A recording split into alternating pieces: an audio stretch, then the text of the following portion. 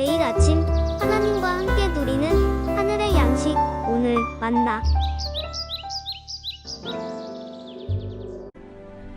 그날에 그들 중 둘이 예루살렘에서 25里되는 엠마오라 하는 마을로 가면서 이 모든 된 일을 서로 이야기하더라. 그들이 서로 이야기하며 문의할 때에 예수께서 가까이 이르러 그들과 동행하시나 그들의 눈이 가리어져서 그인 줄 알아보지 못하거늘 예수께서 이르시되 너희가 길 가면서 서로 주고받고 하는 이야기가 무엇이냐? 하시니 두 사람이 슬픈 빛을 띠고 머물러 서더라. 그 한 사람인 글로바라 하는 자가 대답하여 이르되 당신이 예루살렘에 체류하면서도 요즘 거기서 된 일을 혼자만 알지 못하느냐? 무슨 일이냐? 나사렛 예수의 일이니 그는 하나님과 모든 백성 앞에서 말과 일에 능하신 선지자이거늘 우리 대제사장들과 관리들이 사형 판결에 넘겨주어 십자가에 못 박았느니라. 우리는 이 사람이 이스라엘을 속량할 자라고 바랐노라. 이뿐 아니라 이 일이 일어난 지가 사흘째요. 또한 우리 중에 어떤 여자들이 우리로 놀라게 하였으니 이는 그들이 새벽에 무덤에 갔다가 그의 시체는 보지 못하고 와서 그가 살아나셨다 하는 천사들의 나타남을 보았다 함이라. 또 우리와 함께 한 자 중에 두어 사람이 무덤에 가 과연 여자들이 말한 바와 같음을 보았으나 예수는 보지 못하였느니라. 미련하고 선지자들이 말한 모든 것을 마음에 더디 믿는 자들이여, 그리스도가 이런 고난을 받고 자기의 영광에 들어가야 할 것이 아니냐? 이에 모세와 모든 선지자의 글로 시작하여 모든 성경에 쓴 바 자기에 관한 것을 자세히 설명하시니라. 그들이 가는 마을에 가까이 가매 예수는 더 가려 하는 것 같이 하시니 그들이 강권하여 이르되 우리와 함께 유하사이다. 때가 저물어 가고 날이 이미 기울었나이다. 이에 그들과 함께 유하러 들어가시니라. 그들과 함께 음식 잡수실 때에 떡을 가지사 축사하시고 떼어 그들에게 주시니 그들의 눈이 밝아져 그인 줄 알아보더니 예수는 그들에게 보이지 아니하시는지라. 그들이 서로 말하되 길에서 우리에게 말씀하시고 우리에게 성경을 풀어주실 때에 우리 속에서 마음이 뜨겁지 아니하더냐? 곧 그때로 일어나 예루살렘에 돌아가 보니 11 제자 및 그들과 함께한 자들이 모여 있어 말하기를 주께서 과연 살아나시고 시몬에게 보이셨다. 두 사람도 길에서 된 일과 예수께서 떡을 떼심으로 자기들에게 알려주신 것을 말하더라.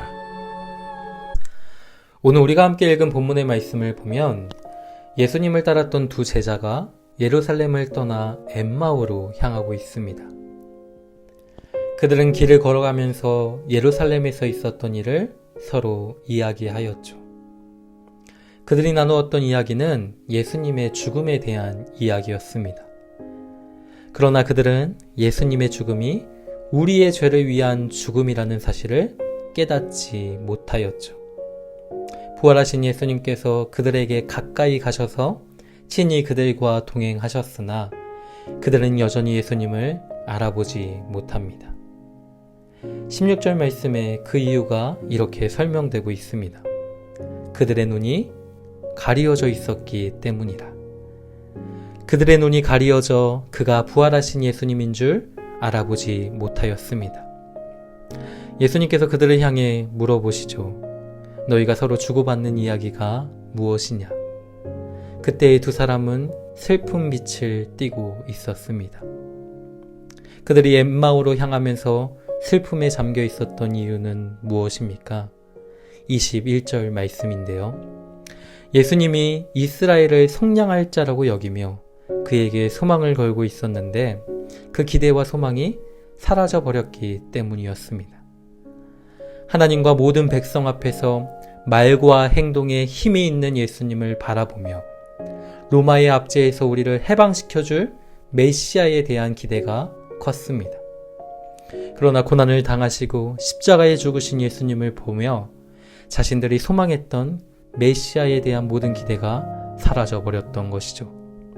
허탈한 마음이었습니다. 공허한 마음이 찾아오기 시작하죠. 그들은 깊은 슬픔과 고통에 젖어 있을 뿐입니다. 그러나 이러한 모습은 엠마오로 향하는 두 제자의 모습만은 아닐 것입니다. 죄로 인해 눈이 가리워져 진리의 말씀을 깨닫지 못하는 우리의 모습과 너무나도 동일하다라는 사실이죠. 성경은 모든 사람이 죄를 범하였음에 하나님의 영광에 이를 수 없다라고 말씀합니다. 죄의 삭은 사망이라. 육체적인 죽음뿐 아니라 하나님과 단절된 영벌에 처하게 되는 것이 죄의 결과입니다. 그러나 우리는 하나님의 생명에서 떠나 있다라는 사실을 깨닫지 못하였죠. 바울은 에베소 교회에게 편지하며 옛사람의 모습을 이렇게 표현하고 있습니다. 그들의 총명이 어두워지고 그들 가운데 있는 무지함과 그들의 마음이 굳어짐으로 말미암아 하나님의 생명에서 떠나 있도다. 성도 여러분, 하나님께서 예수 그리스도를 통하여 우리에게 새로운 마음을 주시지 아니하면 우리가 죄인인 것과 하나님의 영광을 떠나 있는 것이 얼마나 큰 비극인지 우리는 깨닫지 못합니다. 엠마오로 향하는 두 제자와 같이 깊은 슬픔에 젖어 있을 뿐이죠. 허탄한 마음을 가지고 깊은 슬픔에 젖어 일상으로 돌아갈 뿐입니다. 그러나 부활하신 예수님은 그들의 인생에 가까이 다가가셨습니다. 그리고 그들과 동행하시죠. 예수님 자신에 대하여 그들에게 친히 말씀하여 주십니다. 선지자들이 말한 모든 것을 마음에 더디 믿는 미련한 자들이지만 예수님은 죄로 인해 가리어진 그들의 눈을 밝혀 주셨습니다. 27절 말씀을 보면 예수님은 모세와 모든 선지자의 글로 시작하여 모든 성경에 쓴 바 자기에 관한 것을 자세히 설명해 주고 계십니다. 허구의 이야기가 아니라 모든 성경에서 증언하고 있는 예수님 자신에 대하여 친히 설명해 주시죠. 모든 성경이 예수님에 대하여 기록하고 있는 이유는 무엇입니까? 사도 요한은 그 이유에 대하여 이렇게 설명합니다. 어두움, 무지함, 마음의 굳어짐으로 하나님의 생명에서 떠나 있는 자들로 하여금 예수께서 하나님의 아들 그리스도이심을 믿게 하려 하며 또 너희로 믿고 그 이름을 힘입어 생명을 얻게 하시기 위함이다 라고 말씀하고 있죠. 예수님께서 고난을 받고 십자가에 죽으심은 우리의 죄를 위한 죽음이었습니다.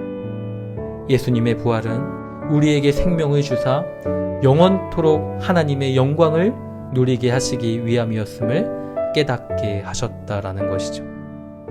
예수님께서 친히 말씀하시고 성경을 풀어주실 때에 제자들에게 어떠한 변화가 있었습니까? 그들의 눈은 밝아졌고 그들의 마음은 뜨거웠습니다. 진리가 그들 안에 깨달아지기 시작할 때 그들은 더 이상 슬픈 빛을 띠며 엠마오로 향하고 있지 않죠. 예루살렘으로 돌아가 부활하신 예수님을 사람들에게 증거합니다. 사랑하는 성도 여러분, 엠마오로 향하는 두 제자와 같이 진리의 말씀을 마음에 더디 믿는 미련한 자들이 바로 우리였음을 돌아보게 됩니다. 그러나 하나님은 지혜와 계시의 영이신 성령을 통하여 우리 마음의 눈을 밝히사 하나님을 알게 하시죠.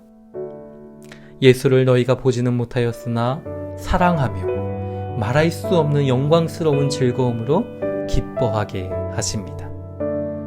예수님은 우리가 범죄한 것 때문에 내줌이 되었고 우리를 의롭다 하시기 위하여 살아나셨습니다. 믿음으로 의롭다 하심을 받았기에 우리는 의인의 신분으로 하나님의 아들의 신분으로 날마다 하나님과 교제하며 하나님의 영광을 바라고 즐거워할 수 있게 되었다라는 것이죠. 예수 그리스도로 말미암아 성령 안에서 맛보는 하나님의 영광, 그 하나님의 능력과 지혜와 긍휼과 사랑으로 우리는 모든 환난을 이기고 소망을 이루는 삶을 살아가게 되는 것입니다. 이것이 예수님의 부활에 참여된 성도의 모습인 것이죠. 이전 것에 마음을 두며 머뭇거리는 인생이 아니라 보라 새 것이 되었다라는 분명한 확신과 믿음을 가지고 이 땅을 살아갈 수 있는 우리가 되었으면 좋겠습니다. 더 이상 죄와 사망과 슬픔에 젖어 있는 삶이 아니라 마음의 즐거움과 뜨거움으로 부활하신 주님을 증거하는 증인의 삶을 사는 우리가 되길 소망합니다. 모든 슬픔을 거두시고 생명으로 살게 하신 부활의 능력이 오늘을 살아가는 우리의 참 능력이 되기를 주님의 이름으로 축원합니다.